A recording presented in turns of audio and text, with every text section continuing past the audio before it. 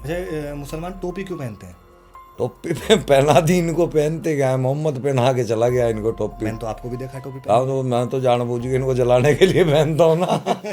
क्या सच में एक ऐसा दौर शुरू हो चुका है जहां लोग अपने ही धर्म से सवाल करने लगे हैं और लाखों लोग चुपचाप नहीं बल्कि खुलेआम कह रहे हैं, मैं अब वो नहीं रहा जो पहले था। अगर ये सच है तो फिर सवाल सिर्फ कौन छोड़ रहा है का नहीं बल्कि क्यों छोड़ रहा है का है। और यही वो जगह है जहां कहानी खतरनाक भी हो जाती है और दिलचस्प भी। जरा एक सीन इमेजिन करो, एक इंसान जो बचपन से एक पहचान के साथ बड़ा हुआ, वही पहचान एक दिन उसे घुटन देने लगती है। वो डरता है, छुपता है, फिर एक दिन फैसला लेता है सबके खिलाफ जाकर। अब सोचो, ये सिर्फ एक इंसान नहीं बल्कि लाखों लोग एक साथ ऐसा कर रहे हो तो क्या ये सिर्फ एक ट्रेंड है या किसी बड़े बदलाव का संकेत? यही है एक्स मुस्लिम मूवमेंट, जिसके बारे में आधी सच्चाई आपको दिखती है और आधी छुपा दी जाती है। और अगर आप अभी सोच रहे हैं कि ये सिर्फ विदेशों तक सीमित है तो हो सकता है आप सबसे बड़ा हिस्सा मिस कर रहे हो। इस वीडियो में हम सिर्फ सतह नहीं खुरचेंगे, हम उन कारणों तक जाएंगे जो लोगों को अपनी सबसे गहरी पहचान पर सवाल उठाने पर मजबूर कर रहे हैं। लेकिन ध्यान रखना, जो आप आगे सुनने वाले हैं वो आपके सोचे हुए नैरेटिव को हिला सकता है। तो अगर आप सच जानना चाहते हैं, पूरी तस्वीर बिना फिल्टर, तो इस वीडियो को अंत तक देखना, क्योंकि कहानी अभी शुरू हुई है। चलिए दोस्तों, फटाफट कमेंट करके बताओ कि आप इस वीडियो को भारत के किस शहर या गांव से देख रहे हो। हमें भी जानना है कि हमारी आवाजें इस देश के किन किन कोनों तक पहुंच रही है। कश्मीर से कन्याकुमारी तक, अंडमान से अरुणाचल तक, हर आवाज एक ऊर्जा है और हम सब मिलकर बना रहे हैं सनातन की लहर। और अगर आपने चैनल को अब तक सब्सक्राइब नहीं किया है तो भाई, ये तो सीधा अन्याय है। इतना दमदार और जनजागरण वाला कंटेंट हम हर रोज आपके लिए लेकर आते हैं। सब्सक्राइब करो अभी, ताकि अगली बार सनातन की हर गर्जना आप तक सबसे पहले पहुंचे। और हाँ, वीडियो को लाइक करना मत भूलना। ये सिर्फ एक बटन नहीं है, ये दुनिया को दिखाने का तरीका है कि सनातन अभी जीवित है और जाग रहा है। तो चलिए बिना वक्त गंवाए बढ़ते हैं वीडियो में आगे। दोस्तों, क्या आपने कभी सोचा है कि दुनिया का दूसरा सबसे बड़ा धर्म, जिसके मानने वाले 2 अरब से भी ज्यादा हैं, उसके भीतर से ही एक तूफान उठ खड़ा हो? जी हाँ, लाखों लोग आज खुलेआम कह रहे हैं, मैं अब मुस्लिम नहीं हूं। सवाल उठता है, आखिर ऐसा क्यों? कौन सी आग है जो दिलों में जल रही है? और यह एक्स मुस्लिम मूवमेंट आखिर है क्या? सोचिए, एक तरफ धर्म के नाम पर नियमों की जंजीरें, बुर्के और हिजाब की कैद, और दूसरी तरफ वही लोग जो कल तक उसी धर्म के पैरोकार थे, आज उसके खिलाफ खड़े होकर कह रहे हैं अब बस। ये दृश्य किसी फिल्मी क्रांति से कम नहीं। लेकिन सबसे चौंकाने वाली बात यह है कि ये लोग न हिंदू बने, न ईसाई, न बौद्ध, बल्कि उन्होंने चुना एक नया रास्ता, एक खाली पहचान। मैं एक्स मुस्लिम हूं। क्या आप समझ सकते हैं इसका असर कितना गहरा है? यह सिर्फ एक आंदोलन नहीं बल्कि पूरी दुनिया के इस्लामिक भविष्य पर सवाल खड़ा करने वाला झटका है। और दोस्तों, अगर आप सोचते हैं कि यह सिर्फ यूरोप या अमेरिका तक सीमित है तो भूल जाइए, ये लहर अब भारत तक आ पहुंची है। डॉक्टर आरिफ हुसैन जैसे लोग खुलकर मंच पर कह रहे हैं, इस्लाम छोड़ो, सोच को आजाद करो। आखिर क्यों मुस्लिम्स अपने मजहब से दूरी बना रहे हैं? क्या है एक्स मुस्लिम मूवमेंट? कहां से हुई थी इसकी शुरुआत? भारत में कैसे पहुंचा? कौन है डॉक्टर थिरुवत? वो बंदिशें जो इस्लाम से लोगों का मोह भंग कर रही हैं। कौन है खुद को एक्स मुस्लिम बताने वाले ये लोग? और क्यों ये ना इस्लाम के हुए ना किसी अन्य धर्म के? ये ना तो आस्तिक हैं ना ही नास्तिक, पर कैसे? इन सभी सवालों के जवाब जानने के लिए इस वीडियो को अंत तक जरूर देखें। 2022 के आंकड़ों के अनुसार दुनिया में सबसे बड़े धर्मों में लगभग 31.6% लोग ईसाई धर्म को मानते हैं, 25.8% मुस्लिम हैं और 15.1% हिंदू। इस तरह ईसाई धर्म पहले स्थान पर, इस्लाम दूसरे स्थान पर और हिंदू धर्म तीसरे स्थान पर आता है।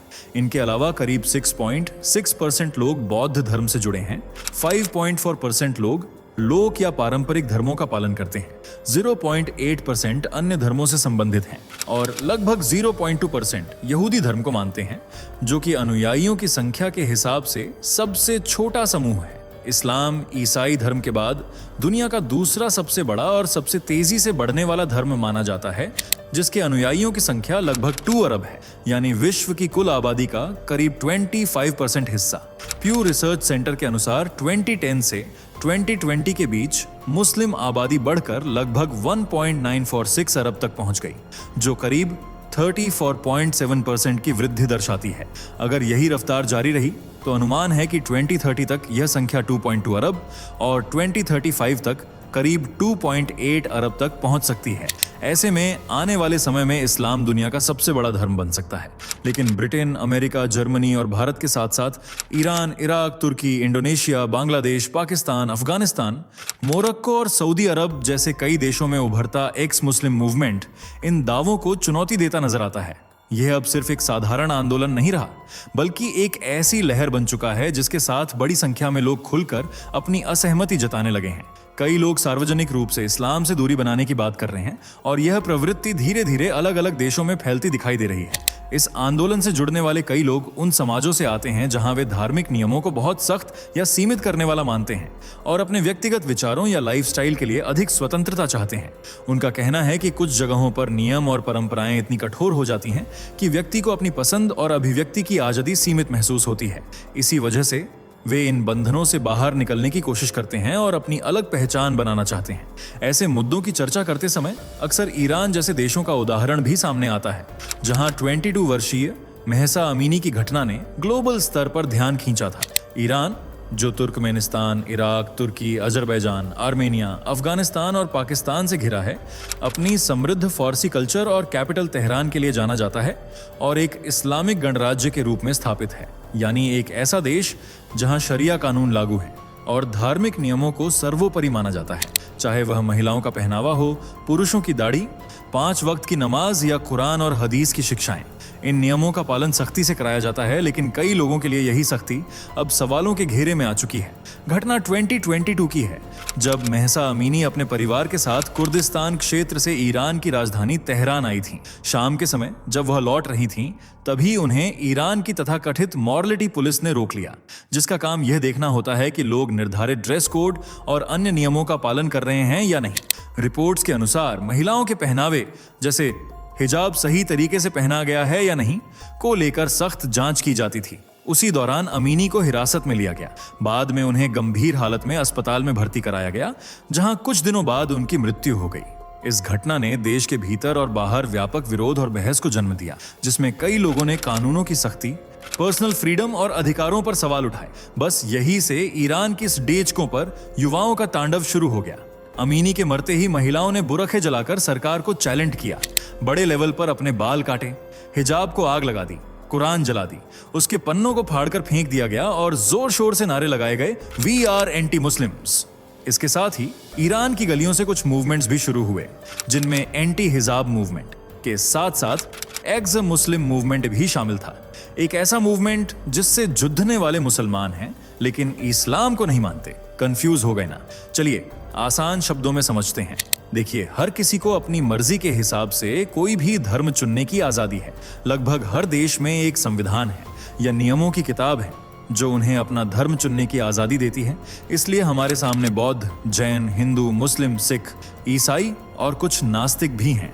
पर एंटी मुस्लिम मूवमेंट से जुद्धने वाले लोग ना तो नास्तिक है, ना ही किसी और धर्म से जुद्धे हैं। कई लोग अब खुद को एक्स मुस्लिम यानी पूर्व मुस्लिम कहना पसंद करते हैं। ऐसे लोग जो पहले इस्लाम को मानते थे लेकिन अब उससे दूरी बना चुके हैं या अपने तरीके से उसे देखते हैं। हालांकि सभी के विचार एक जैसे नहीं होते।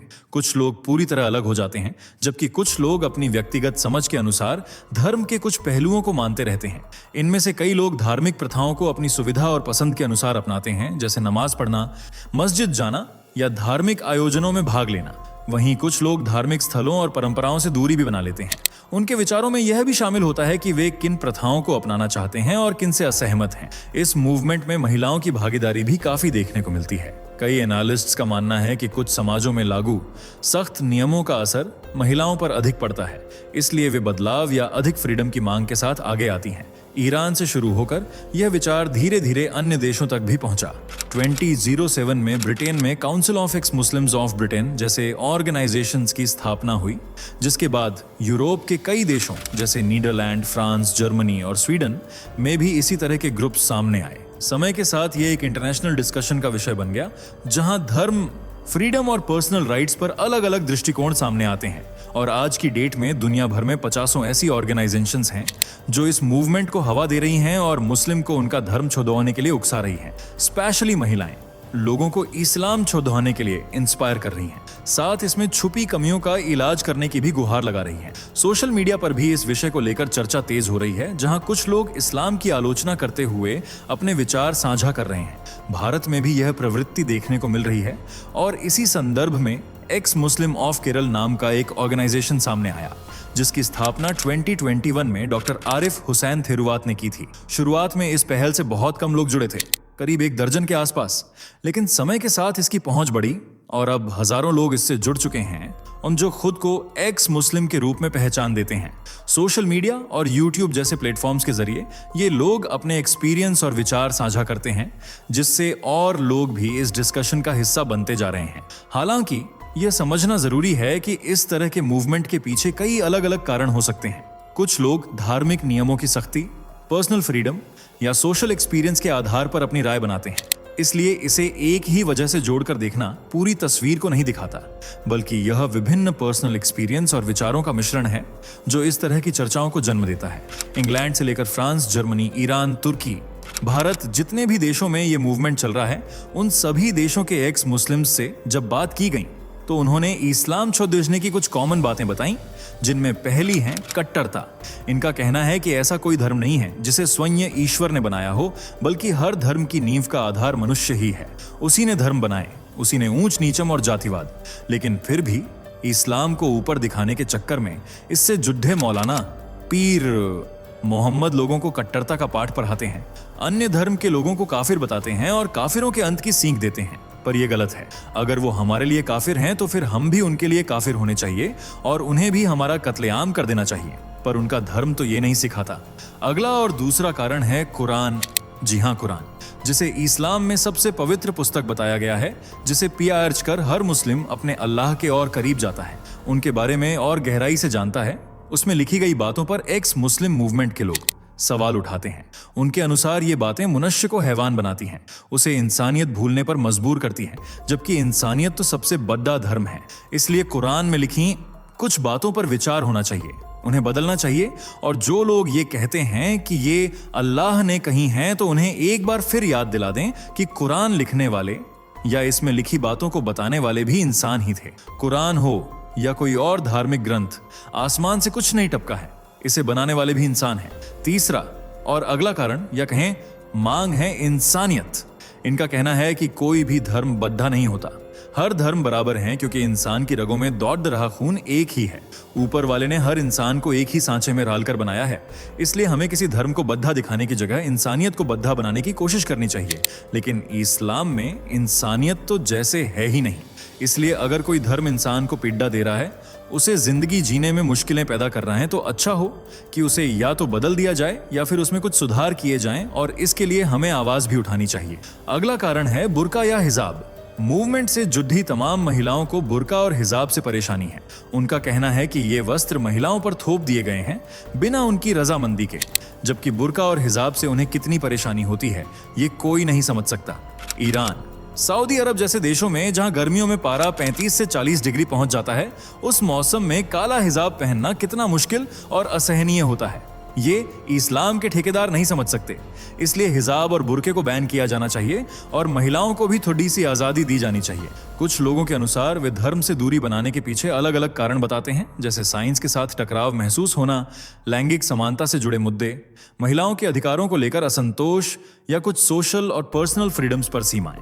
इन मुद्दों को लेकर असहमति रखने वाले लोग कभी कभी खुद को एक्स मुस्लिम के रूप में पहचानते हैं और बदलाव या सुधार की मांग उठाते हैं। हालांकि यह ध्यान रखना जरूरी है कि ऐसे विचार सभी मुस्लिम समुदाय का प्रतिनिधित्व नहीं करते। अलग अलग समाजों और व्यक्तियों के एक्सपीरियंस अलग होते हैं, इसलिए इस विषय पर दृष्टिकोण भी विविध हैं। प्यू रिसर्च सेंटर की 2020 की एक रिपोर्ट के अनुसार कुछ वेस्टर्न देशों में ऐसे लोग भी हैं जिन्होंने इस्लाम से दूरी बनाई। उदाहरण के तौर पर फ्रांस, अमेरिका और ब्रिटेन में एक निश्चित परसेंटेज लोगों ने अपनी धार्मिक पहचान बदली।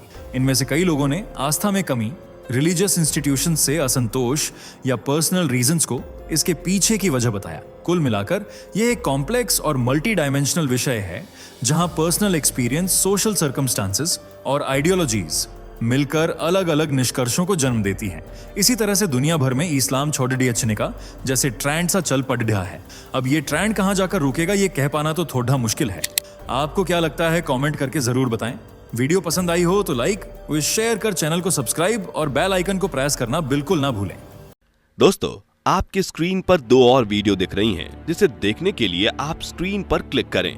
दोनों देखिएगा, बहुत अच्छी वीडियो बनी है।